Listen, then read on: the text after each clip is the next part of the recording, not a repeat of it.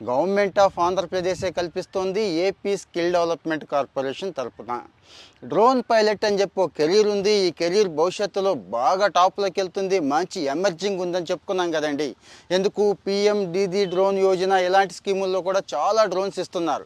ఇవన్నీ ఆపరేట్ చేయడానికి పైలట్స్ అయితే లేరు. పైలట్ మీన్స్ ట్రైనింగ్ తీసుకున్న వాళ్ళు లేరు. ఇక్కడ 10th క్లాస్ చాలు క్వాలిఫికేషన్ అంటున్నారు. వీళ్ళే ట్రైనింగ్ ఇస్తున్నారు. ట్రైనింగ్ తర్వాత 19,000 శాలరీ అంటున్నారు.